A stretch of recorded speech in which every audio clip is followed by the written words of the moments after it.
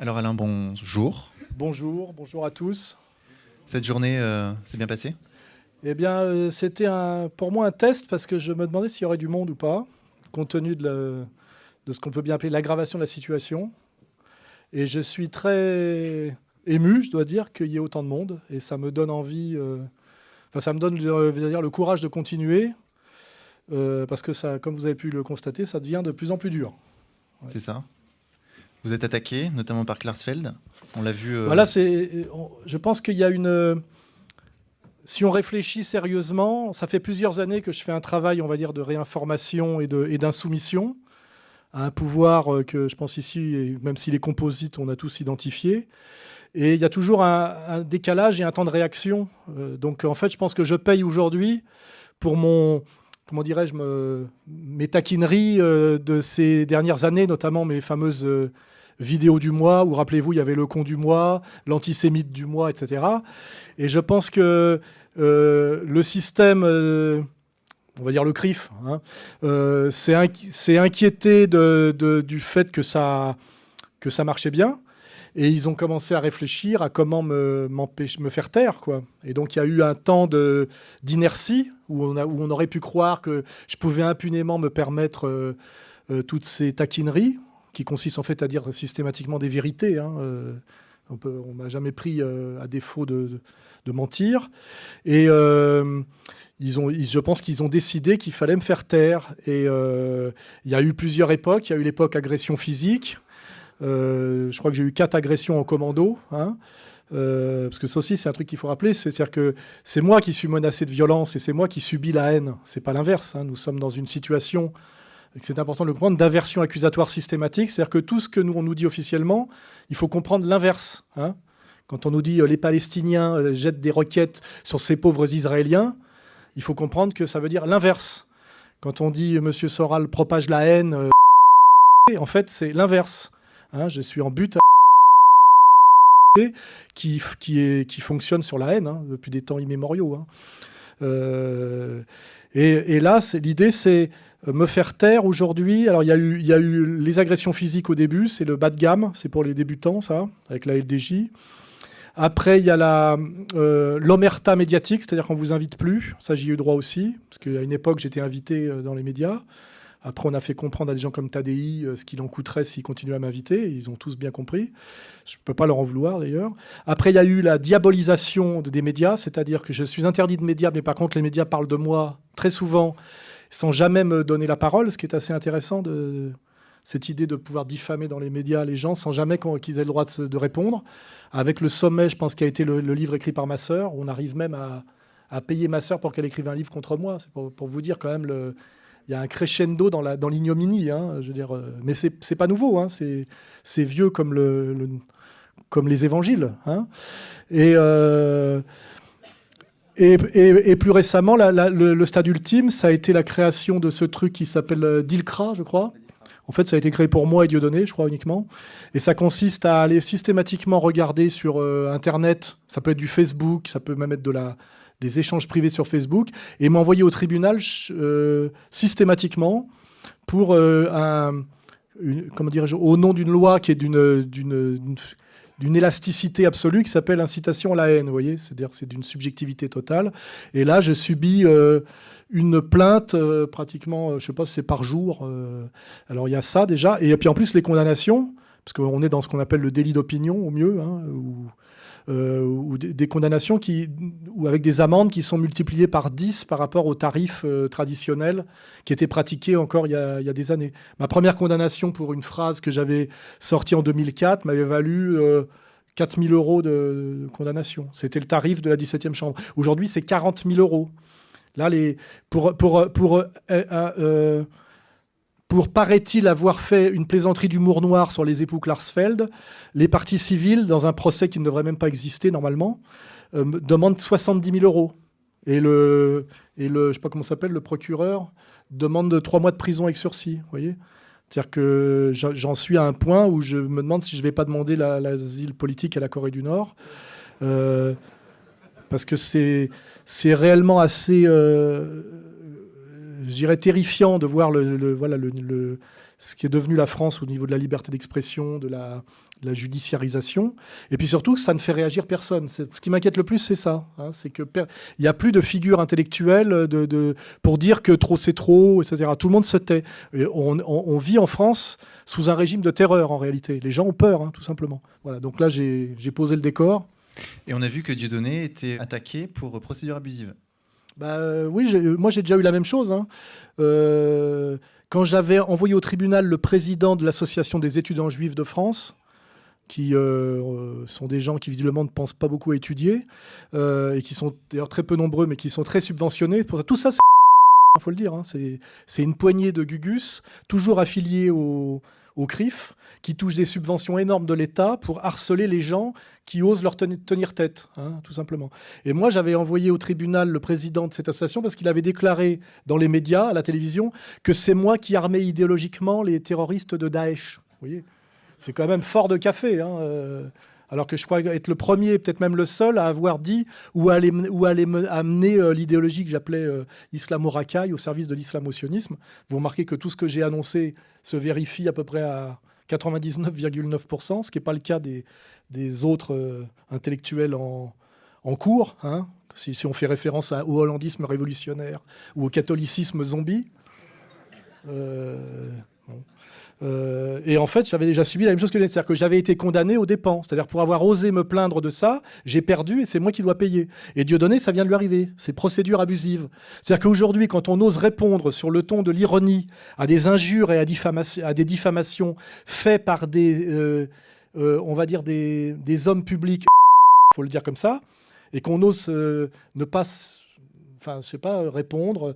On se fait massacrer, effectivement, par les tribunaux. Et Dieudonné, effectivement, avait répondu à Cohen, qui nous avait quand même traité de cerveau malade. Il a été condamné. Là, il avait dit que c'était une diffamation de dire que le geste de la quenelle était un signe nazi inversé, puisque c'est un signe qu'on fait depuis des années pour des tas de... Enfin, qui peut avoir de multiples interprétations. Il a été condamné pour procédure abusive. Et c'est la situation. C'est-à-dire qu'aujourd'hui, on se fait harceler, diffamer, insulter, agresser systématiquement par un petit lobby très puissant, parfaitement identifié. Et la seule chose qui nous est permise, c'est de demander pardon, en réalité. C'est-à-dire, on vous frappe et vous devez demander pardon. Voilà.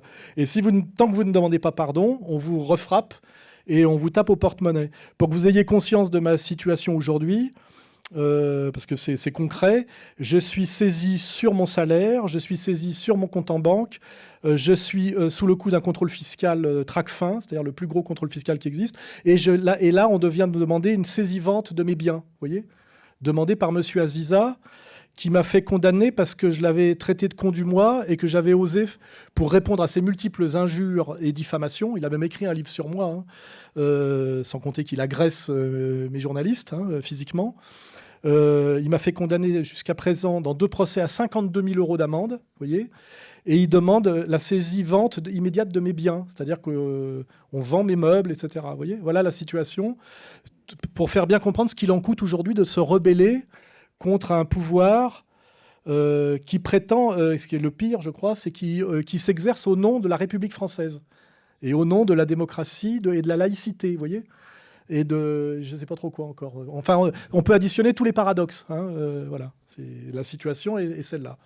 Et ce n'est pas fini. Hein, c'est pas fini. J'ai tellement de procès que je ne sais même plus à combien j'en suis. Je sais que Dieudo a passé les 100. Depuis sa fameuse sortie chez Fogiel, il a passé les 100 procès. Et moi, je dois bien être à une bonne trentaine. Hein, voilà. Et avec des tarifs, je vous dis, on est à combien de promesses de condamnation là? Plus de 250 000 euros, je crois. Et je vous rappelle, pour des phrases. pour des phrases ironiques, critiques, en général de réponse.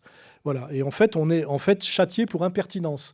Je crois que même sous Louis XIV, je prends Marion Sigaud à témoin, grande spécialiste du XVIIIe siècle, si je ne me trompe pas de siècle, non, XVIIe, XVIIIe, on est à cheval. Ouais, c'est l'époque, XVIIe, XVIIIe. Oui, voilà, c'est pour ça. Ouais, je me rappelle qu'il a fait un truc ouais, enfin bon. J'avais quelques dates. En 66, il s'est passé un truc important pour Louis XIV. Je ne me rappelle plus ce que c'était, mais je m'en souvenais dans le temps.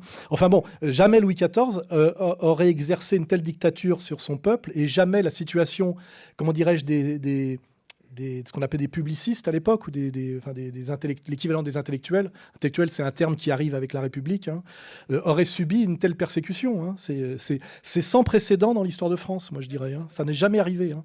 Ça n'est jamais arrivé. Et le plus délirant, et c'est pour ceux qui ont vu la vidéo, étant le procès Klarsfeld. Je suis envoyé au tribunal sur signalement parce que j'aurais fait une plaisanterie sur mon Facebook privé à propos d'une décoration qu'auraient eu les époux Klarsfeld. Je rappelle que Madame Klarsfeld est allemande. Hein, et pour ça, je me retrouve au tribunal. Et là, il y a la LDJ, les fils, neveux et de déportés. J'ai bien fait de ne pas venir, hein, parce que c'était un lynchage organisé. Hein. Et on demande à mon avocat à la fin s'il aurait défendu Eichmann et Hitler. Vous voyez ? Non, mais je veux dire, on est face à des dingues. Hein. Ils sont possédés. Hein, et c'est angoissant, parce que tout ça, ça se passe en France aujourd'hui. C'est fait au nom du peuple français, dans les tribunaux français. Et je vous dis, c'est pas fini. Hein. Je ne sais pas ce que... il a été demandé 3 mois de prison avec sursis, et les parties civiles ont demandé 70 000 euros. Ouais. Toujours les mêmes, hein. Toujours des parties civiles qui sont la multiplication des mêmes, en fait. Hein. C'est-à-dire que ce sont des coquilles vides et qui ont le droit de se porter partie civile dans tous les procès. C'est-à-dire qu'ils ont le droit de sentir qu'ils se sont sentis attaqués par quelque chose que j'aurais dit. Et ils viennent à 5, 6, 7 parties civiles. Il y a même des parties civiles, je crois qu'il y a un ancien commissaire de police là, qui fait le BMW, je sais pas quoi, machin. Il est tout seul. Il est un. Voilà. Et il prend du pognon à chaque fois. C'est-à-dire, voilà. Et je vous dis franchement, je ne sais pas jusqu'où ça va aller et comment ça va finir. Hein. J'en sais rien. On vit ça en temps réel, quoi. Alors, ce que je propose, c'est qu'on donne la parole au public. Oui, sans doute. Vous oui. pouvez poser des questions. Donc, j'imagine que là, ce coup-ci... Donc, il y a un micro qui va circuler.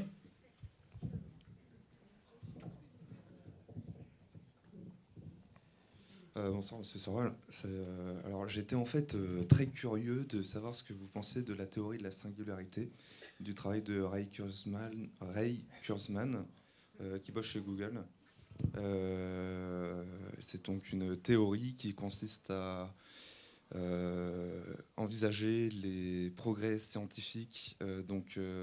En fait, c'est une alliance entre le corps et la machine, et le transhumanisme.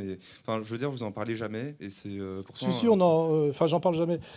On en parle accessoirement, parce que c'est pas ma spécialité, mais on voit bien que ça fait partie du discours progressiste, en réalité, qui est dans la logique des Lumières, c'est-à-dire l'homme sans limite, avec l'idée du corps augmenté, la logique technicienne, avec l'idée que l'homme n'a aucune limite que lui-même, et que sa capacité de progression est infinie. Ça a beaucoup à voir avec les valeurs maçonniques, hein, on peut le dire. Et il y a en plus l'idée derrière de la vie éternelle, ou de la jeunesse éternelle. Et on voit très bien que ça a à voir aussi avec la massification du handisport. Hein. Je pense que si aujourd'hui on nous montre autant d'handicapés courir, etc., c'est pour faire l'apologie de la prothèse. On est dans effectivement cette ambiance-là qui est assez nouvelle. C'est vrai que ça n'aurait pas existé il y a 10 ans. Et puis on voit effectivement que des grosses machines comme Google, des gens qui lèvent énormément de pognon, investissent énormément d'argent, avec des gens qui font des conférences pour dire dans 50 ans, la mort sera vaincue. On entend des trucs comme ça. On a l'impression dans des films de science-fiction des années 50. Et c'est vrai que c'est très inquiétant d'oser dire ça. Et d'oser avoir ça comme projet, et de voir que ça peut être un marché, que l'éternelle jeunesse aujourd'hui est considérée réellement sérieusement comme un marché, et qu'il y a des gens qui sont déjà positionnés sur ce marché. Et tout ça a beaucoup à voir avec ce qu'on appelle la fin des temps, hein, avec ce qu'annoncent les religions. C'est-à-dire quand l'homme pense qu'il peut égaler ou dépasser Dieu ou qu'il peut s'en passer, c'est annoncé comme des choses il est annoncé que tout ça va finir par se retourner contre lui. Voilà. Donc je suis assez... moi, je suis pas un anti-scientifique et anti-scientiste et tout ça, mais je sens, il y a un réflexe chez moi d'angoisse et d'inquiétude quand je vois des scientifiques prétendre, par exemple, que la mort peut être vaincue. Vous voyez ?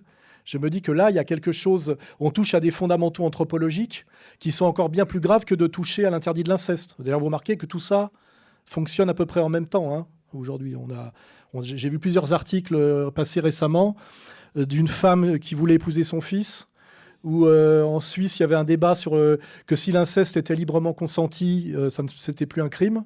Ce qui est l'idée de l'élargissement de la notion de contrat. Ça a beaucoup à voir tout ça avec la société bourgeoise, enfin la vision bourgeoise du monde. Hein. Donc on est dans cette espèce de période où la logique bourgeoise qui a commencé avec les Lumières et qui s'est construite sur le combat contre la monarchie théocratique qui pouvait avoir quelque chose de contraignant ou de chiant, arrive au bout de sa... arrive, je dirais, après sa période de décollage sur des idées de liberté, d'égalité, enfin les idées de Rousseau. Aujourd'hui, on est sur des trucs de Frankenstein, apprenti sorcier, pédophilie. On est passé de l'autre côté, hein, ce que j'appelle l'obscurantisme des Lumières. Dans une conférence, j'avais créé ce joli concept. J'ai l'impression qu'on est dans l'époque de l'obscurantisme des Lumières. Ça rejoint peut-être ce qu'on appelle le Kali Yuga dans la pensée traditionnelle. Tout ça est... c'est un sentiment, parce qu'à la limite, je ne veux pas discuter en tant que scientifique, je ne suis pas scientifique, tout ça me semble de mauvais augure, c'est angoissant, voilà la réponse que je dirais. Ça me fait peur, c'est angoissant, et j'ai l'impression qu'il y aura un retour de bâton pour tout ça, quoi. Voilà. On va le payer, voilà. Question ? Bonjour, tout en haut, s'il vous plaît.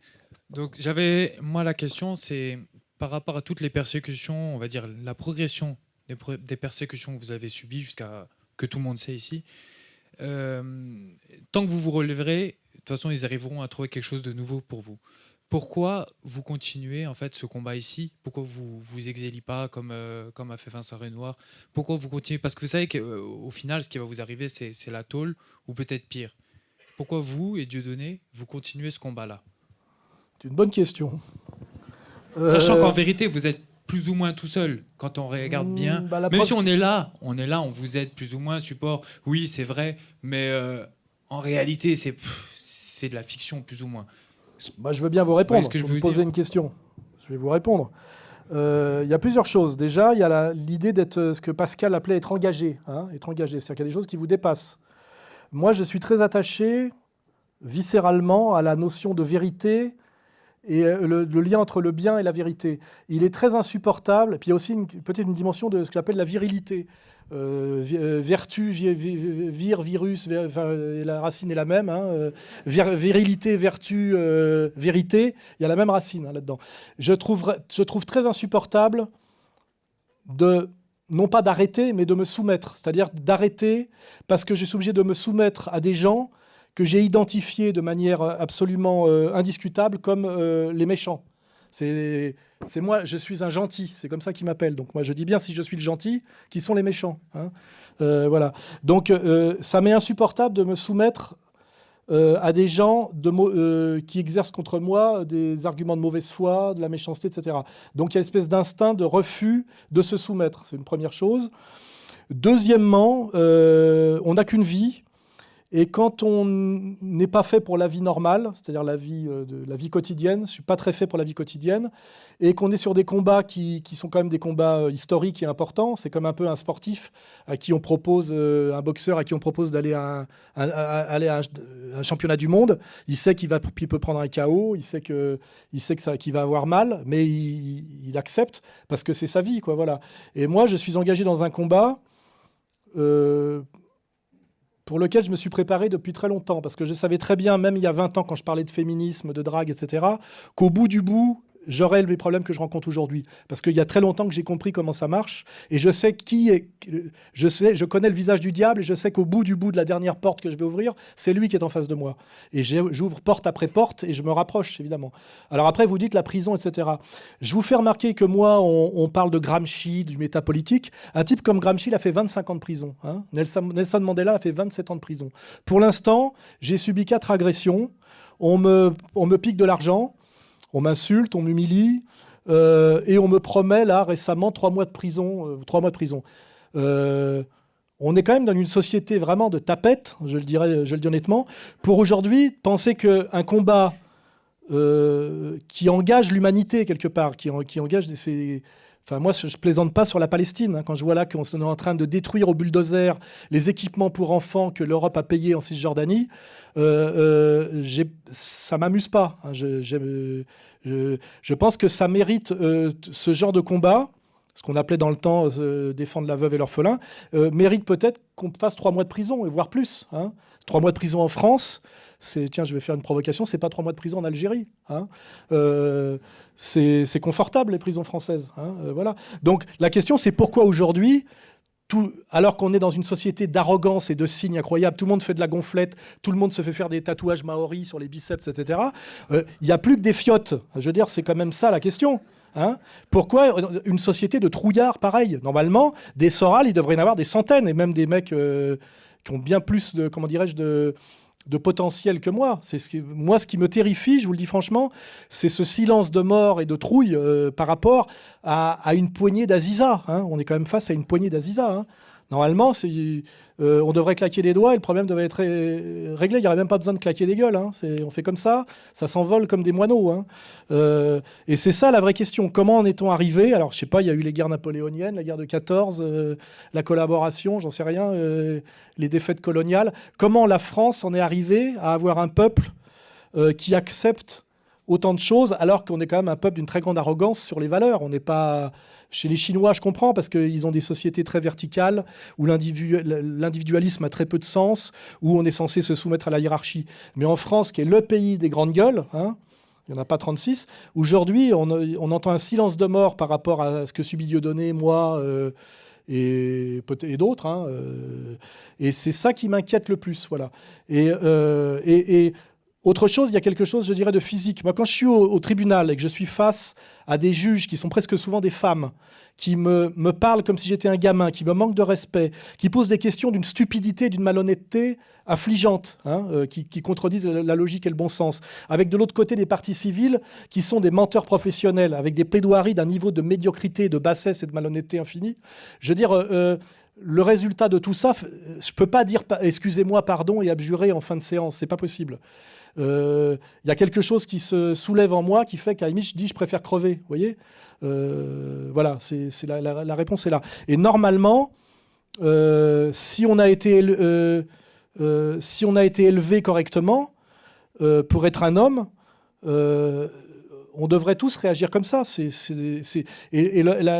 pour ça que ma réponse, c'est celle-là. C'est comment se fait-il qu'on ne soit pas plus nombreux? C'est ça. Moi, je vois des gens qui me disent je vous soutiens, je vous aide, etc. Puis après, ah non, mais me prenez pas en photo. Ou je pourrais pas vous faire un don, mais pas par mail, parce que après la police pour identifier mon mail. Je veux dire... c'est ça qui me fait peur, moi. Hein. Et ceux qui nous écrasent et nous dominent le savent. Ils savent qu'on est une société de lâches, qu'on peut faire se soumettre un vieux général en lui proposant en le menaçant de lui supprimer sa carte vermeille, vous voyez. Et normalement, si on était, moi et Dieudonné, multipliés par 100, la situation changerait. Hein. Ça basculerait. Hein. Donc, ce qu'il faut aussi, nous, c'est qu'on fasse en sorte que des gens se lèvent. Et moi, ce que j'espère, c'est pour ça d'ailleurs que je suis puni, c'est par cette démonstration d'insoumission, parce qu'en fait, on ne fait jamais que ça, une démonstration d'insoumission, qui est d'ailleurs verbale, hein, faire en sorte que des gens se disent c'est possible. Parce que le danger, c'est quand les gens se disent ce n'est plus possible. Vous voyez, genre, on ne peut pas faire ça. Je dis, si, on peut, la preuve, on le fait. Tu vois. Et je crois qu'on a un devoir envers les jeunes générations, tout simplement. Moi, c'est ce qu'on dit. Voilà, dans quel monde acceptons-nous que vivent et grandissent nos enfants? Voilà, c'est tout. Donc, ma réponse, elle est celle-là. Elle est Je trouve que moi, je me comporte juste normalement. Voilà, normalement. Et encore, je dis pas tout ce que je voudrais dire et je fais pas tout ce que je voudrais faire. J'ai un peu la trouille, quoi. Hein. J'y vais doucement. Et ma réponse est celle-là. Tout le monde devrait faire comme moi, au moins. Voilà.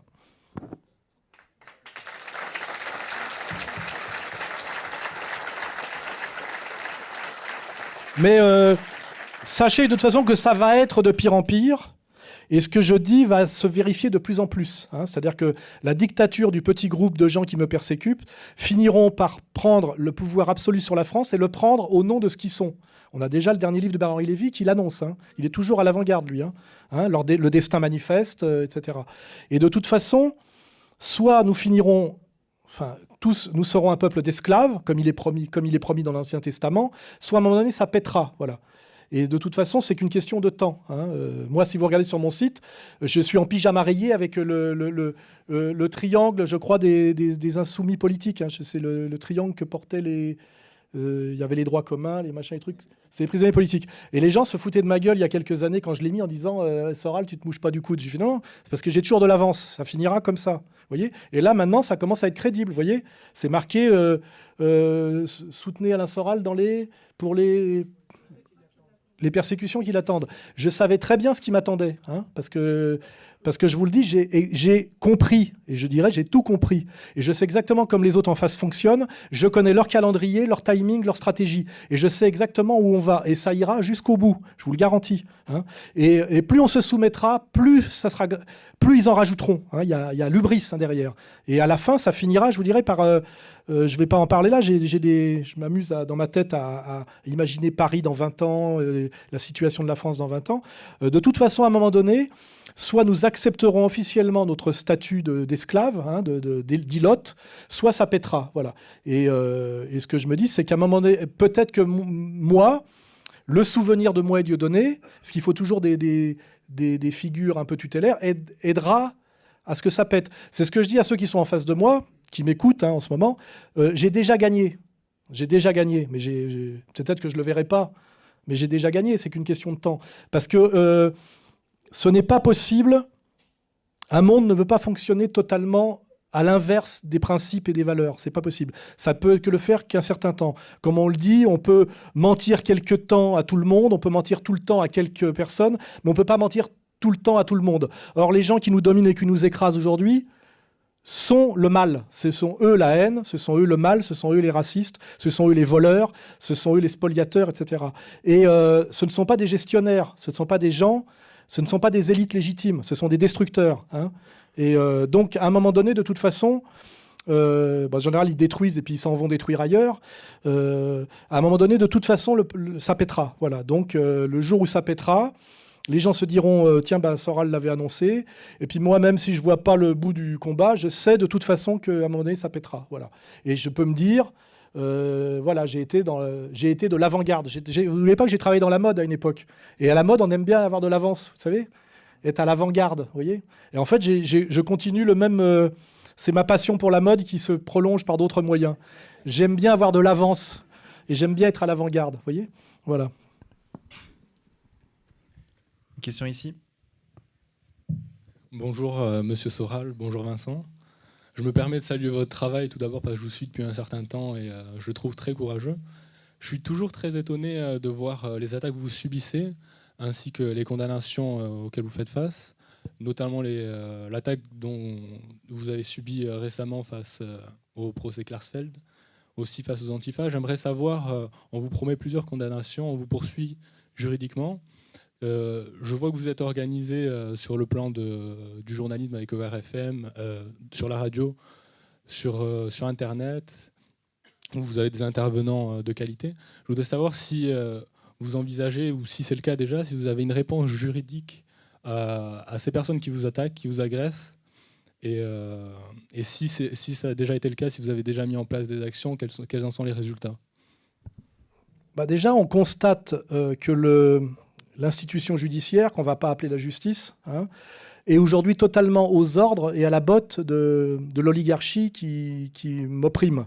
Et qu'il n'y a plus de limite. Avant, il fallait quand même en passer par le droit.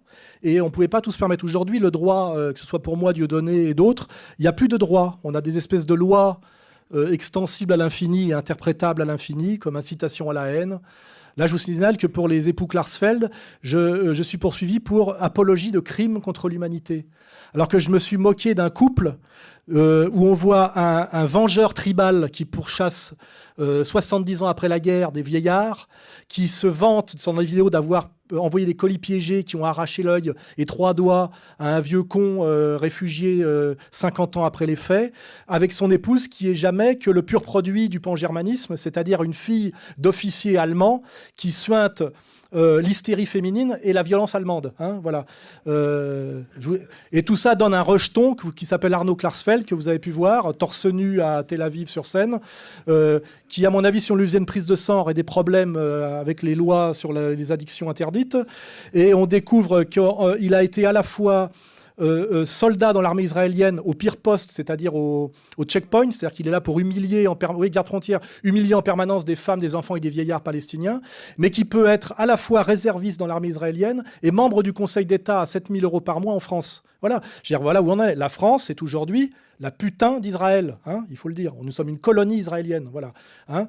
Et je crois, si je me souviens de mon amour pour Robespierre, nous n'avons pas fait la Révolution française pour ça. Hein, sinon, on ne l'aurait pas faite. Hein. Voilà. Donc, pour clore ma digression, aujourd'hui, le problème, c'est que je suis envoyé au tribunal par une communauté organisée surpuissante, avec un tribunal qui n'exerce plus du tout la justice et le droit, mais qui est une pure chambre d'enregistrement des desiderata de cette communauté organisée. Hein. CRIF et ses dominions. Hein. Il y a la LICRA et les étudiants juifs de France. Hein. C'est la même chose, tout ça. Et alors, pour l'instant, c'est la livre de chair, hein, c'est Shylock, c'est-à-dire on prend 30 000 € par là, 40 000 € par là, parce que comme ces gens-là ont vu que j'avais monté une organisation de résistance, ils ont simplement fait évaluer, parce qu'ils ont droit à toutes les indiscrétions et toutes les illégalités même, ils disent, tiens, ben, Soral, il a réussi à monter une organisation qui pèse tant, on va donc lui reprendre autant. Donc c'est tout, ils ont fait un calcul comme ça. Et ils disent au tribunal, ben là, vous lui en collez pour 50 000, vous voyez. Là, j'en suis à un truc, le procès Klarsfeld, si on met tout bout à bout, ça sera 100 000 € pour une plaisanterie que j'aurais faite et qu'on n'a pas trouvée, hein, mais que certains auraient entendu. Vous voyez, c'est le couteau sans manche dont il manque la lame. Hein, mais c'est pas grave.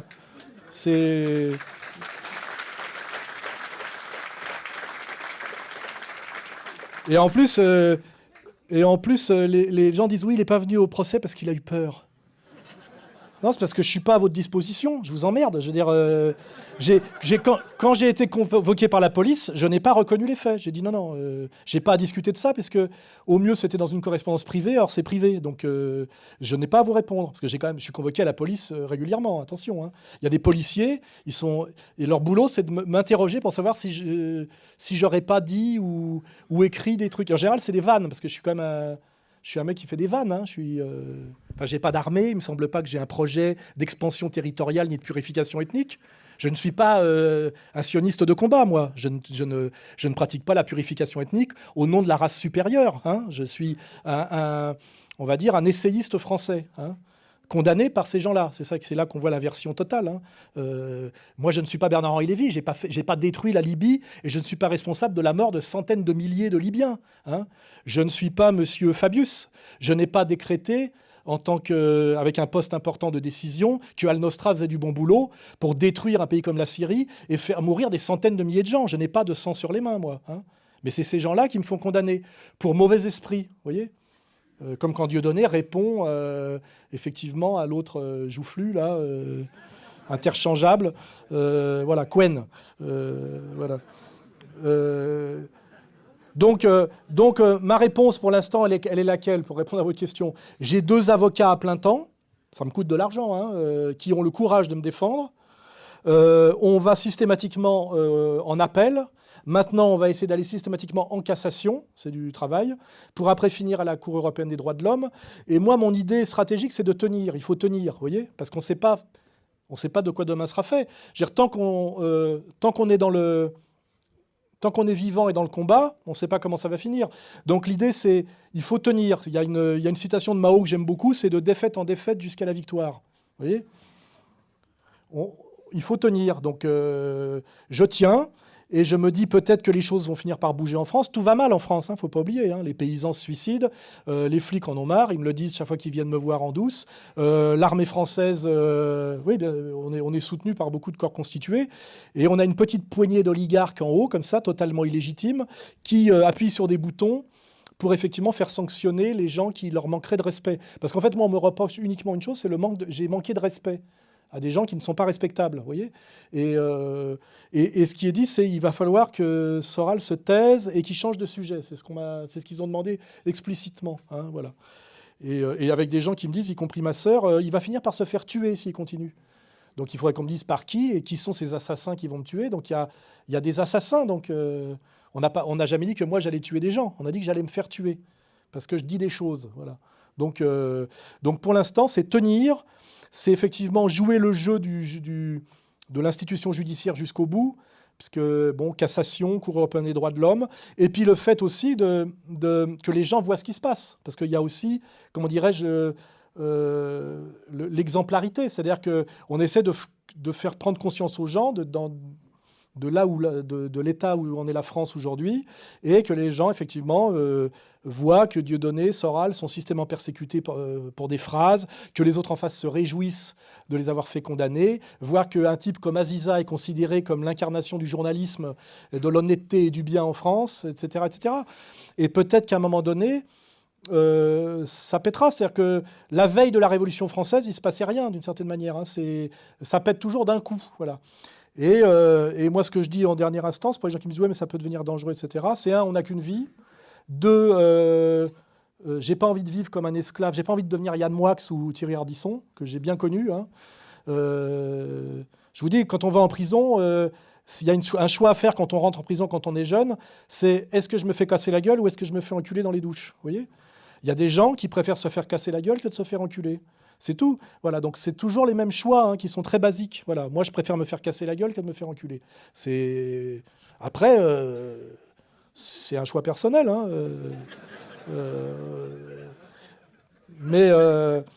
Donc voilà, on a nos avocats, on travaille. C'est moi qui décide des procès où je vais pas. Il y a des convocations à la police où je ne réponds pas, parce qu'il y a quand même encore des droits en France, vous pouvez ne pas répondre. Par exemple, là, je vais voir si je suis condamné ou pas sur le procès Klarsfeld, qui est un faux procès. Il n'y a même pas eu de juge d'instruction nommé, puisqu'il n'y a pas de délit. Vous voyez ? Mais en fait, c'est intéressant d'ailleurs comme remarque juridique. On est aujourd'hui sur le procès Klarsfeld, non pas sur le droit français, mais sur le droit, comment dirais-je, du tribunal militaire de Nuremberg. C'est-à-dire que l'obligation de la preuve n'est pas à faire par l'accusateur. C'est à moi de prouver mon innocence, vous voyez. Et mon innocence n'est pas possible. Vous voyez ce que je veux dire ? Je suis déjà congénitalement condamné, vous voyez. Donc on est vraiment, effectivement, là, dans une reproduction effectivement de la justice de Nuremberg. Mais il faut bien comprendre que c'est pour ça qu'on a réédité, et c'est aussi pour ça que je suis puni, on a réédité le bouquin de Bardèche, Nuremberg ou la Terre promise. Il faut bien comprendre que la Terre promise, c'est toute la Terre, c'est pas juste le vol de la Palestine. Donc à terme, de toute façon, nous serons tous les esclaves de nos maîtres, comme l'a bien dit Bernard-Henri Lévy, dont le destin manifeste voulu par d'eux est de nous dominer et de nous diriger. D'autant plus en France que c'est eux qui l'ont fait, puisque maintenant vous savez que la langue française a été inventée par le rabbin Rachi. Non, mais c'est pour vous dire le niveau, je plaisante pas. Et ça, c'est sur le service public à la grand-messe du samedi soir. Nous avons Bernard-Henri Lévy qui arrive, qui est un type normalement qui devrait être presque banni des médias pour mensonges répétés, qui n'a aucune légitimité, et qui vous explique. Il ne vous explique pas que Soral est un paranoïaque et qu'il accuse abusivement des citoyens qui seraient par ailleurs d'origine juive. Il dit voilà, nous les Juifs, il le dit bien comme ça, sommes le trésor des nations et notre destin manifeste, c'est de dominer les autres peuples. Et il faut que vous vous en réjouissiez, parce que maintenant, on a passé une étape, c'est là qu'on en est. Et pour la France, c'est d'autant plus légitime que c'est nous qui l'avons faite. Voilà. Et bien là, vous avez exactement le projet pour les 20 prochaines années. Voilà. Donc, est-ce que vous avez envie de vivre sous le règne de Bernard-Henri Lévy, d'Aziza, et puis pour le spectacle de Arthur et de Hanouna. Voilà. Est-ce que la France est un pays qui a 1500 ans d'histoire, vous voyez, je ne leur laisserai pas mon pays sans combattre. Voilà, c'est clair. Voilà.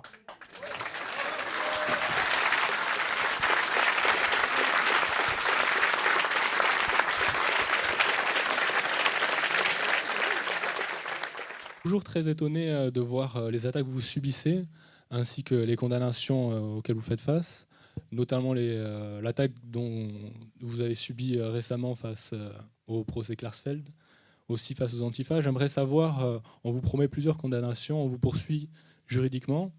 Je vois que vous êtes organisé sur le plan du journalisme avec ERFM, sur la radio, sur Internet, où vous avez des intervenants de qualité. Je voudrais savoir si vous envisagez, ou si c'est le cas déjà, si vous avez une réponse juridique à ces personnes qui vous attaquent, qui vous agressent, et si ça a déjà été le cas, si vous avez déjà mis en place des actions, quels en sont les résultats?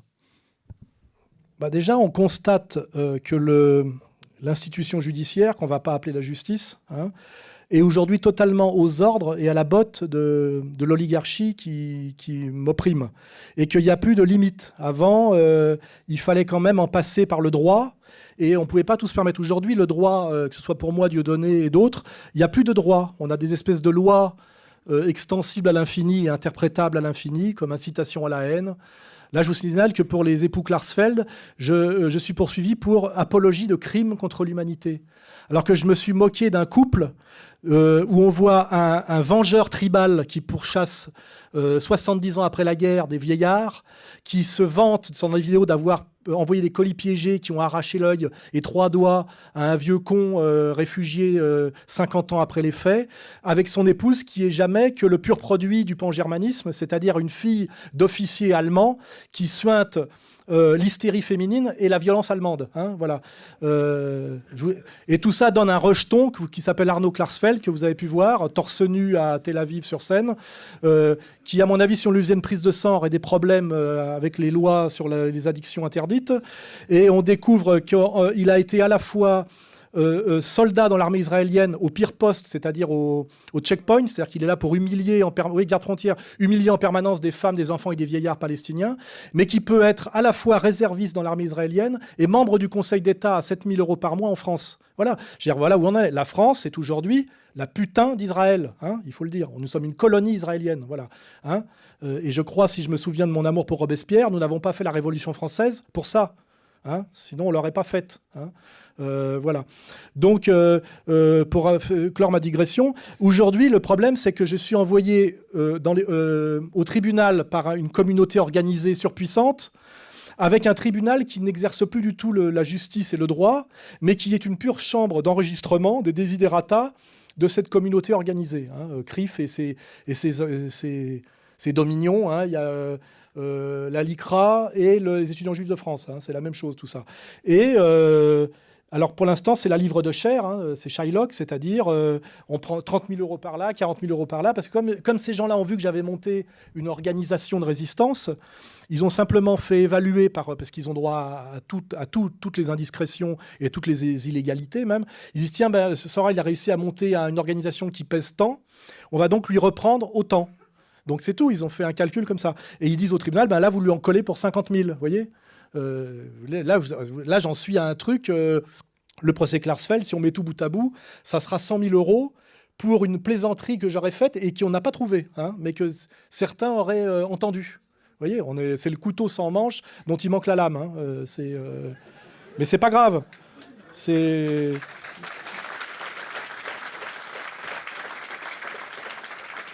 Et en plus, les gens disent oui, il n'est pas venu au procès parce qu'il a eu peur.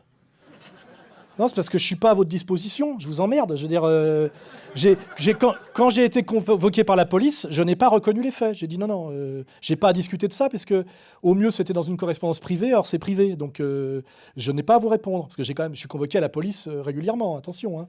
Il y a des policiers, et leur boulot, c'est de m'interroger pour savoir si j'aurais pas dit ou écrit des trucs. En général, c'est des vannes parce que je suis quand même je suis un mec qui fait des vannes. J'ai pas d'armée. Il me semble pas que j'ai un projet d'expansion territoriale ni de purification ethnique. Je ne suis pas un sioniste de combat, moi. Je ne pratique pas la purification ethnique au nom de la race supérieure. Je suis on va dire, un essayiste français. Condamné par ces gens-là. C'est là qu'on voit la version totale.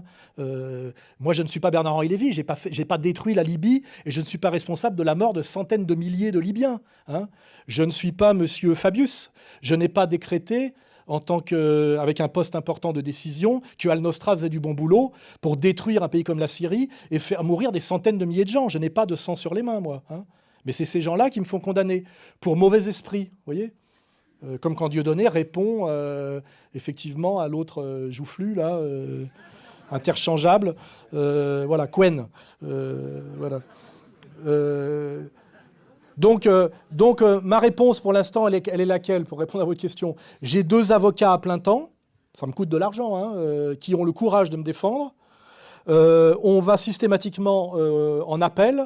Maintenant, on va essayer d'aller systématiquement en cassation, c'est du travail, pour après finir à la Cour européenne des droits de l'homme. Et moi, mon idée stratégique, c'est de tenir. Il faut tenir, vous voyez, parce qu'on ne sait pas de quoi demain sera fait. Je veux dire, tant qu'on est vivant et dans le combat, on ne sait pas comment ça va finir. Donc l'idée, c'est il faut tenir. Il y a une citation de Mao que j'aime beaucoup, c'est de défaite en défaite jusqu'à la victoire. Vous voyez, il faut tenir. Donc je tiens. Et je me dis peut-être que les choses vont finir par bouger en France. Tout va mal en France, il ne faut pas oublier. Hein. Les paysans se suicident, les flics en ont marre, ils me le disent chaque fois qu'ils viennent me voir en douce. L'armée française, oui, bien, on est soutenu par beaucoup de corps constitués. Et on a une petite poignée d'oligarques en haut, comme ça, totalement illégitimes, qui appuient sur des boutons pour effectivement faire sanctionner les gens qui leur manqueraient de respect. Parce qu'en fait, moi, on me reproche uniquement une chose, c'est j'ai manqué de respect à des gens qui ne sont pas respectables, vous voyez. Et ce qui est dit, c'est qu'il va falloir que Soral se taise et qu'il change de sujet. C'est ce qu'ils ont demandé explicitement, hein, voilà. Et avec des gens qui me disent, y compris ma sœur, il va finir par se faire tuer s'il continue. Donc il faudrait qu'on me dise par qui et qui sont ces assassins qui vont me tuer. Donc il y a des assassins. Donc on n'a jamais dit que moi j'allais tuer des gens. On a dit que j'allais me faire tuer parce que je dis des choses, voilà.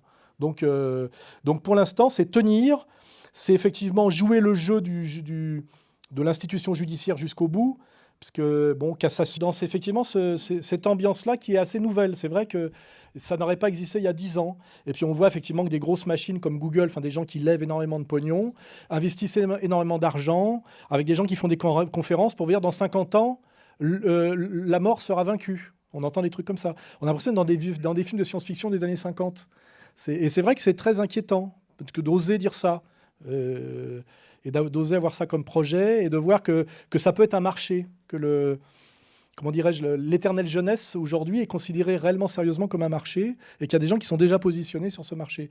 Et ben, tout ça a beaucoup à voir avec ce qu'on appelle la fin des temps, hein, avec ce qu'annoncent les religions. C'est-à-dire quand l'homme pense qu'il peut égaler ou dépasser Dieu ou qu'il peut s'en passer, c'est annoncé comme des choses il est annoncé que tout ça va finir par se retourner contre lui, voilà. Donc je suis assez, je suis pas un anti-scientifique et anti-scientiste et tout ça, mais je sens il y a un réflexe chez moi d'angoisse et d'inquiétude quand je vois des scientifiques prétendre par exemple que la mort peut être vaincue, vous voyez. Je me dis que là, il y a quelque chose, on touche à des fondamentaux anthropologiques qui sont encore bien plus graves que de toucher à l'interdit de l'inceste. D'ailleurs, vous remarquez que tout ça fonctionne à peu près en même temps. Hein. Aujourd'hui, j'ai vu plusieurs articles passés récemment d'une femme qui voulait épouser son fils, où en Suisse, il y avait un débat sur que si l'inceste était librement consenti, c'était plus un crime. Ce qui est l'idée de l'élargissement de la notion de contrat. Ça a beaucoup à voir tout ça avec la société bourgeoise, enfin la vision bourgeoise du monde. Hein.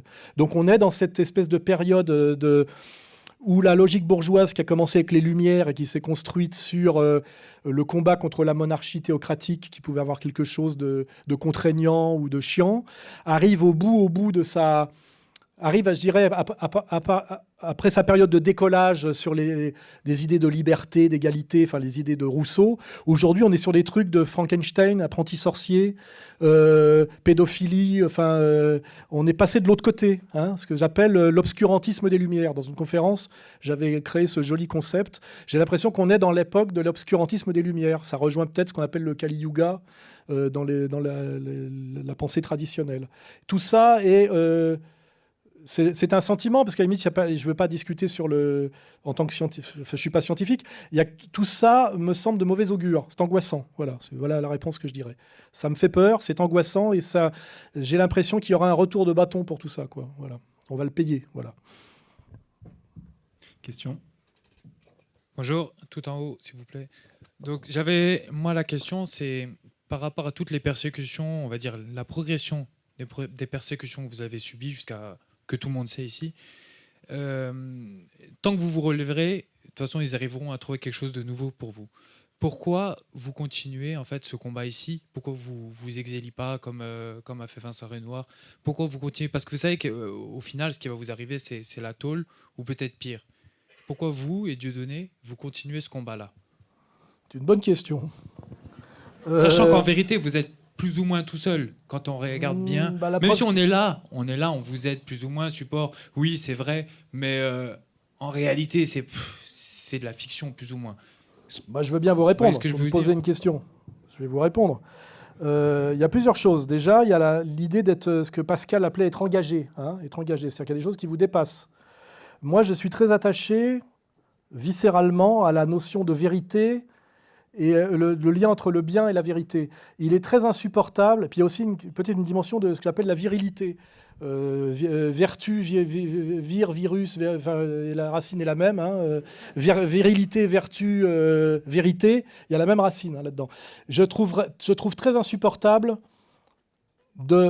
non pas d'arrêter, mais de me soumettre. C'est-à-dire d'arrêter parce que je suis obligé de me soumettre à des gens que j'ai identifiés de manière absolument indiscutable comme les méchants. C'est moi, je suis un gentil, c'est comme ça qu'ils m'appellent. Donc moi je dis bien si je suis le gentil, qui sont les méchants. Voilà. Donc ça m'est insupportable de me soumettre à des gens qui exercent contre moi des arguments de mauvaise foi, de la méchanceté, etc. Donc il y a une espèce d'instinct de refus de se soumettre. C'est une première chose. Deuxièmement, on n'a qu'une vie.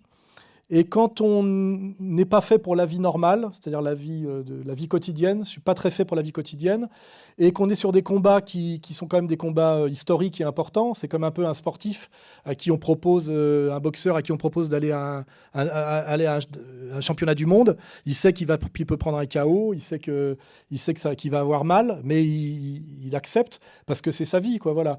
Et moi, je suis engagé dans un combat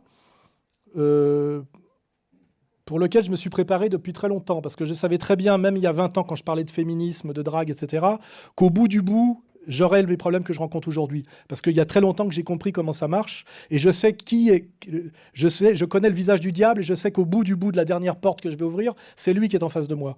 Et j'ouvre porte après porte, et je me rapproche, évidemment. Alors après, vous dites la prison, etc. Je vous fais remarquer que moi, on parle de Gramsci, du métapolitique. Un type comme Gramsci, il a fait 25 ans de prison. Nelson Mandela a fait 27 ans de prison. Pour l'instant, j'ai subi 4 agressions. On me pique de l'argent. On m'insulte, on m'humilie, et on me promet, là, récemment, 3 mois de prison. 3 mois de prison.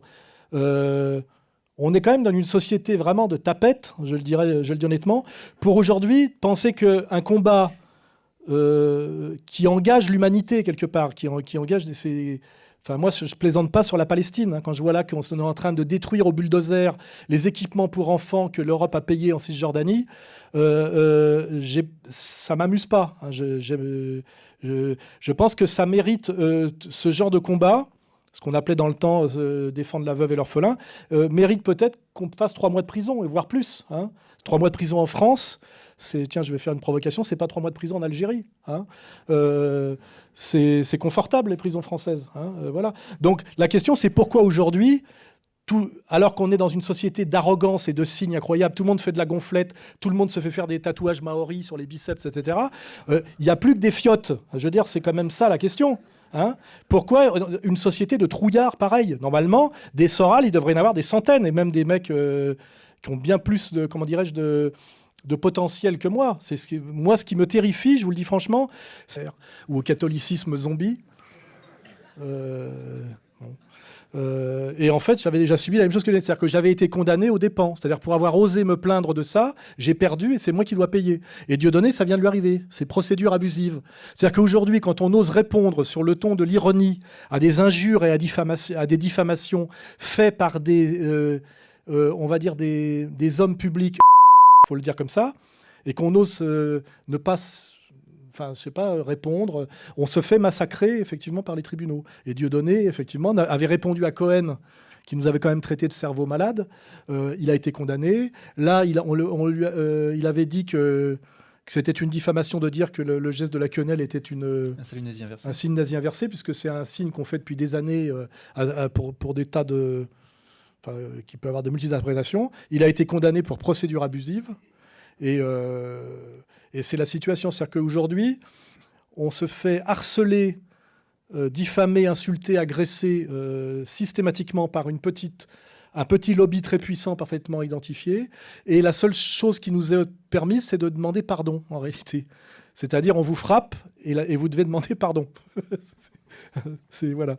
Et tant que vous ne demandez pas pardon, on vous refrappe et on vous tape au porte-monnaie. Pour que vous ayez conscience de ma situation aujourd'hui, parce que c'est concret, je suis saisi sur mon salaire, je suis saisi sur mon compte en banque, je suis sous le coup d'un contrôle fiscal Tracfin, c'est-à-dire le plus gros contrôle fiscal qui existe, et là, on vient de demander une saisie-vente de mes biens, vous voyez, demandée par M. Aziza, qui m'a fait condamner parce que je l'avais traité de con du mois et que j'avais osé, pour répondre à ses multiples injures et diffamations, il a même écrit un livre sur moi, sans compter qu'il agresse mes journalistes physiquement. Il m'a fait condamner jusqu'à présent dans 2 procès à 52 000 € d'amende, vous voyez, et il demande la saisie-vente immédiate de mes biens, c'est-à-dire qu'on vend mes meubles, etc. Vous voyez, voilà la situation, pour faire bien comprendre ce qu'il en coûte aujourd'hui de se rebeller contre un pouvoir qui prétend, ce qui est le pire, je crois, c'est qui s'exerce au nom de la République française et au nom de la démocratie et de la laïcité, vous voyez, et de je ne sais pas trop quoi encore. Enfin, on peut additionner tous les paradoxes. Voilà, la situation est celle-là. Et ce n'est pas fini. C'est pas fini. J'ai tellement de procès que je ne sais même plus à combien j'en suis. Je sais que Dieudo a passé les 100. Depuis sa fameuse sortie chez Fogiel, il a passé les 100 procès. Et moi, je dois bien être à une bonne trentaine. Voilà. Et avec des tarifs, je vous dis, on est à combien de promesses de condamnation là? Plus de 250 000 €, je crois. Et je vous rappelle pour des phrases ironiques, critiques, en général de réponse. Voilà. Et en fait, on est châtié pour impertinence. Je crois que même sous Louis XIV, je prends Marion Sigaud à témoin, grande spécialiste du XVIIIe siècle, si je ne me trompe pas de siècle, non, c'est 17e, 18e, on est à cheval. Ouais, c'est l'époque, 17e, 18e. Oui, voilà, c'est pour ça. Ouais, je me rappelle qu'il a fait un truc ouais, enfin bon. J'avais quelques dates. En 66, il s'est passé un truc important pour Louis XIV. Je ne me rappelle plus ce que c'était, mais je m'en souvenais dans le temps. Enfin bon, jamais Louis XIV aurait exercé une telle dictature sur son peuple, et jamais la situation, comment dirais-je, ce qu'on appelait des publicistes à l'époque, ou l'équivalent des intellectuels. Intellectuel, c'est un terme qui arrive avec la République, aurait subi une telle persécution. C'est sans précédent dans l'histoire de France, moi je dirais. Ça n'est jamais arrivé. Ça n'est jamais arrivé. Et le plus délirant, et c'est pour ceux qui ont vu la vidéo, étant le procès Klarsfeld. Je suis envoyé au tribunal sur signalement parce que j'aurais fait une plaisanterie sur mon Facebook privé à propos d'une décoration qu'auraient eu les époux Klarsfeld. Je rappelle que Mme Klarsfeld est allemande. Et pour ça, je me retrouve au tribunal. Et là, il y a la LDJ, les fils, neveux et de déportés. J'ai bien fait de ne pas venir, parce que c'était un lynchage organisé. Et on demande à mon avocat à la fin s'il aurait défendu Eichmann et Hitler. Vous voyez ? Non, mais je veux dire, on est face à des dingues. Ils sont possédés. Et c'est angoissant parce que tout ça, ça se passe en France aujourd'hui. C'est fait au nom du peuple français, dans les tribunaux français. Et je vous dis, c'est pas fini. Je ne sais pas ce que... il a été demandé 3 mois de prison avec sursis et les parties civiles ont demandé 70 000 €. Ouais. Toujours les mêmes. Toujours des parties civiles qui sont la multiplication des mêmes, en fait. C'est-à-dire que ce sont des coquilles vides et qui ont le droit de se porter partie civile dans tous les procès. C'est-à-dire qu'ils ont le droit de sentir qu'ils se sont sentis attaqués par quelque chose que j'aurais dit. Et ils viennent à 5, 6, 7 parties civiles. Il y a même des parties civiles, je crois qu'il y a un ancien commissaire de police là, qui fait le BMW, je sais pas quoi, machin. Il est tout seul. Il est un. Voilà. Et il prend du pognon à chaque fois. C'est-à-dire, voilà. Et je vous dis franchement, je ne sais pas jusqu'où ça va aller et comment ça va finir. J'en sais rien. On vit ça en temps réel, quoi. Alors, ce que je propose, c'est qu'on donne la parole au public. Oui, sans doute. Vous pouvez poser des questions. Donc, j'imagine que là, ce coup-ci... Donc, il y a un micro qui va circuler.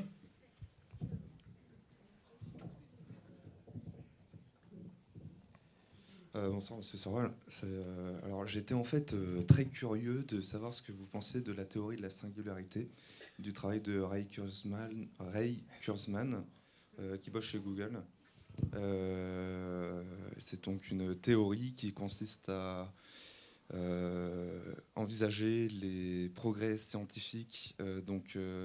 En fait, c'est une alliance entre le corps et la machine, et le transhumanisme. Enfin, je veux dire, vous en parlez jamais, et c'est pourtant. Si, j'en parle jamais. On en parle accessoirement parce que c'est pas ma spécialité, mais on voit bien que ça fait partie du discours progressiste en réalité, qui est dans la logique des Lumières, c'est-à-dire l'homme sans limite, avec l'idée du corps augmenté, la logique technicienne, avec l'idée que l'homme n'a aucune limite que lui-même et que sa capacité de progression est infinie. Ça a beaucoup à voir avec les valeurs maçonniques, on peut le dire. Et il y a en plus l'idée derrière de la vie éternelle ou de la jeunesse éternelle. Et on voit très bien que ça a à voir aussi avec la massification du handisport. Je pense que si aujourd'hui on nous montre autant d'handicapés courir, etc., c'est pour faire l'apologie de la prothèse. On est dans ce...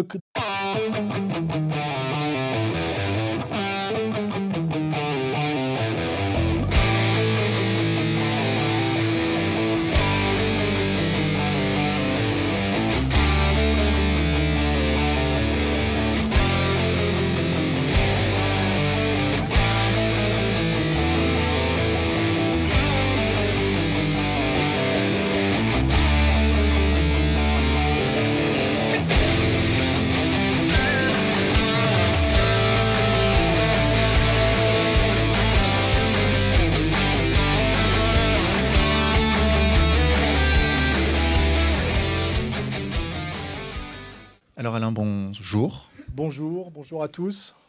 Cette journée s'est bien passée? Eh bien, c'était pour moi un test parce que je me demandais s'il y aurait du monde ou pas, compte tenu de ce qu'on peut bien appeler l'aggravation de la situation.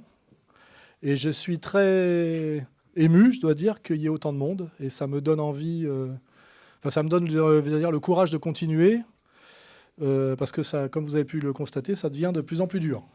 Ouais. C'est ça. Vous êtes attaqué, notamment par Klarsfeld. On l'a vu... Voilà, je pense qu'il y a une... Si on réfléchit sérieusement, ça fait plusieurs années que je fais un travail, on va dire, de réinformation et d'insoumission à un pouvoir que je pense ici, et même s'il est composite, on a tous identifié. Et il y a toujours un décalage et un temps de réaction. Donc en fait, je pense que je paye aujourd'hui pour mes taquineries de ces dernières années, notamment mes fameuses vidéos du mois, où rappelez-vous, il y avait le con du mois, l'antisémite du mois, etc. Et je pense que le système, on va dire le CRIF, s'est inquiété du fait que ça marchait bien. Et ils ont commencé à réfléchir à comment me faire taire, quoi. Et donc il y a eu un temps d'inertie où on aurait pu croire que je pouvais impunément me permettre toutes ces taquineries qui consistent en fait à dire systématiquement des vérités. On m'a jamais pris à défaut de mentir. Et je pense qu'ils ont décidé qu'il fallait me faire taire. Et il y a eu plusieurs époques. Il y a eu l'époque agression physique. Je crois que j'ai eu 4 agressions en commando, parce que ça aussi c'est un truc qu'il faut rappeler, c'est-à-dire que c'est moi qui suis menacé de violence et c'est moi qui subis la haine, c'est pas l'inverse. Nous sommes dans une situation, et c'est important de le comprendre, d'aversion accusatoire systématique, c'est-à-dire que tout ce que on nous dit officiellement, il faut comprendre l'inverse. Quand on nous dit les Palestiniens jettent des roquettes sur ces pauvres Israéliens, il faut comprendre que ça veut dire l'inverse. Quand on dit Monsieur Soral propage la haine, en fait c'est l'inverse. Je suis en but qui fonctionne sur la haine depuis des temps immémoriaux. Et là, l'idée, c'est me faire taire aujourd'hui. Alors, il y a eu les agressions physiques au début, c'est le bas de gamme, c'est pour les débutants, ça, avec la LDJ. Après, il y a l'omerta médiatique, c'est-à-dire qu'on ne vous invite plus. Ça, j'y ai eu droit aussi, parce qu'à une époque, j'étais invité dans les médias. Après, on a fait comprendre à des gens comme Tadei ce qu'il en coûterait s'ils continuaient à m'inviter. Ils ont tous bien compris. Je ne peux pas leur en vouloir, d'ailleurs. Après, il y a eu la diabolisation des médias, c'est-à-dire que je suis interdit de médias, mais par contre, les médias parlent de moi très souvent. sans jamais me donner la parole, ce qui est assez intéressant, cette idée de pouvoir diffamer dans les médias les gens sans jamais qu'ils aient le droit de répondre. Avec le sommet, je pense, qui a été le livre écrit par ma sœur. On arrive même à payer ma sœur pour qu'elle écrive un livre contre moi. C'est pour vous dire quand même, il y a un crescendo dans l'ignominie. Hein, je veux dire, mais c'est pas nouveau. Hein, c'est vieux comme comme les évangiles. Hein. Et plus récemment, le stade ultime, ça a été la création de ce truc qui s'appelle DILCRA, je crois. En fait, ça a été créé pour moi et Dieudonné, je crois, uniquement. Et ça consiste à aller systématiquement regarder sur Internet, ça peut être du Facebook, ça peut même être des échanges privés sur Facebook, et m'envoyer au tribunal systématiquement pour, comment dirais-je, au nom d'une loi qui est d'une élasticité absolue, qui s'appelle incitation à la haine, vous voyez, c'est-à-dire c'est d'une subjectivité totale. Et là, je subis une plainte pratiquement, je sais pas si c'est par jour. Alors il y a ça déjà, et puis en plus les condamnations, parce qu'on est dans ce qu'on appelle le délit d'opinion au mieux, hein, ou des condamnations ou avec des amendes qui sont multipliées par 10 par rapport aux tarifs traditionnels qui étaient pratiqués encore il y a des années. Ma première condamnation pour une phrase que j'avais sortie en 2004 m'avait valu 4 000 € de condamnation. C'était le tarif de la 17e chambre. Aujourd'hui, c'est 40 000 €. Là, pour paraît-il avoir fait une plaisanterie d'humour noir sur les époux Klarsfeld, les parties civiles, dans un procès qui ne devrait même pas exister normalement, demandent 70 000 €. Et je sais pas comment ça s'appelle, le procureur demande 3 mois de prison avec sursis. Vous voyez ? C'est-à-dire que j'en suis à un point où je me demande si je ne vais pas demander l'asile politique à la Corée du Nord. Parce que c'est réellement assez, je dirais, terrifiant de voir ce qui est devenu la France au niveau de la liberté d'expression, de la judiciarisation. Et puis surtout, ça ne fait réagir personne. Ce qui m'inquiète le plus, c'est ça. Hein, c'est qu'il n'y a plus de figure intellectuelle pour dire que trop, c'est trop, etc. Tout le monde se tait. Et on vit en France sous un régime de terreur, en réalité. Les gens ont peur, hein, tout simplement. Voilà, donc là, j'ai posé le décor. Et on a vu que Dieudonné était attaqué pour procédure abusive. Oui, moi j'ai déjà eu la même chose. Hein. Quand j'avais envoyé au tribunal le président de l'Association des étudiants juifs de France, qui sont des gens qui visiblement ne pensent pas beaucoup à étudier, et qui sont d'ailleurs très peu nombreux, mais qui sont très subventionnés. Pour ça, tout ça, il faut le dire, hein, c'est une poignée de gugus, toujours affiliés au CRIF, qui touchent des subventions énormes de l'État pour harceler les gens qui osent leur tenir tête, hein, tout simplement. Et moi, j'avais envoyé au tribunal le président de cette association parce qu'il avait déclaré dans les médias, à la télévision, que c'est moi qui armais idéologiquement les terroristes de Daesh. Vous voyez ? C'est quand même fort de café, hein, alors que je crois être le premier, peut-être même le seul, à avoir dit ou à amener l'idéologie que j'appelais islamo-racaille au service de l'islamo-sionisme. Vous remarquez que tout ce que j'ai annoncé se vérifie à peu près à 99,9%, ce qui n'est pas le cas des autres intellectuels en cours, hein, si on fait référence au hollandisme révolutionnaire. C'est ce silence de mort et de trouille par rapport à une poignée d'Aziza. Hein. On est quand même face à une poignée d'Aziza. Hein. Normalement, on devrait claquer des doigts et le problème devrait être réglé. Il n'y aurait même pas besoin de claquer des gueules. Hein. On fait comme ça s'envole comme des moineaux. Hein. Et c'est ça la vraie question. Comment en est-on arrivé ? Alors, je ne sais pas, il y a eu les guerres napoléoniennes, la guerre de 14, la collaboration, j'en sais rien, les défaites coloniales. Comment la France en est arrivée à avoir un peuple qui accepte autant de choses alors qu'on est quand même un peuple d'une très grande arrogance sur les valeurs. On n'est pas... Chez les Chinois, je comprends, parce qu'ils ont des sociétés très verticales, où l'individualisme a très peu de sens, où on est censé se soumettre à la hiérarchie. Mais en France, qui est le pays des grandes gueules, hein, il n'y en a pas 36, aujourd'hui, on entend un silence de mort par rapport à ce que subit Dieudonné, moi, et d'autres. Hein, et c'est ça qui m'inquiète le plus. Voilà. Et autre chose, il y a quelque chose, je dirais, de physique. Moi, quand je suis au tribunal et que je suis face à des juges qui sont presque souvent des femmes, qui me parlent comme si j'étais un gamin, qui me manquent de respect, qui posent des questions d'une stupidité, d'une malhonnêteté affligeante, hein, qui contredisent la logique et le bon sens, avec de l'autre côté des parties civiles qui sont des menteurs professionnels, avec des plaidoiries d'un niveau de médiocrité, de bassesse et de malhonnêteté infinie. Je veux dire... le résultat de tout ça, je peux pas dire excusez-moi, pardon et abjurer en fin de séance, c'est pas possible. Il y a quelque chose qui se soulève en moi qui fait qu'à la limite je dis je préfère crever, vous voyez. Voilà, c'est la réponse est là. Et normalement, si on a été élevé correctement pour être un homme, on devrait tous réagir comme ça. C'est pour ça ma réponse c'est celle-là. C'est comment se fait-il qu'on ne soit pas plus nombreux. C'est ça.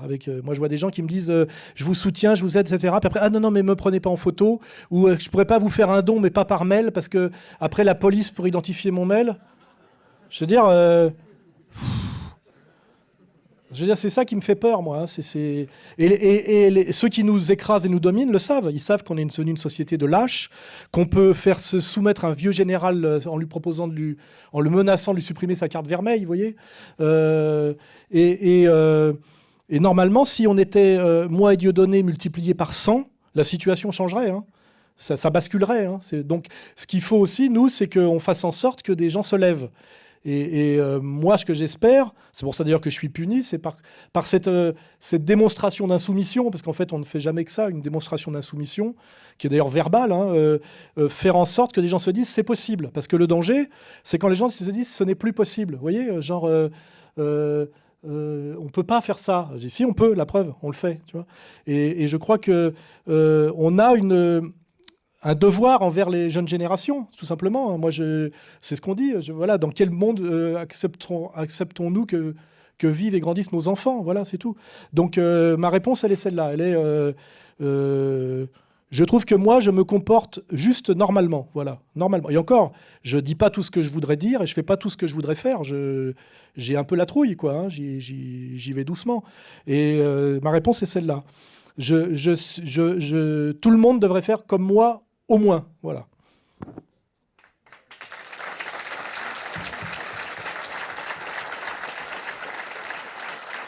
Mais sachez de toute façon que ça va être de pire en pire.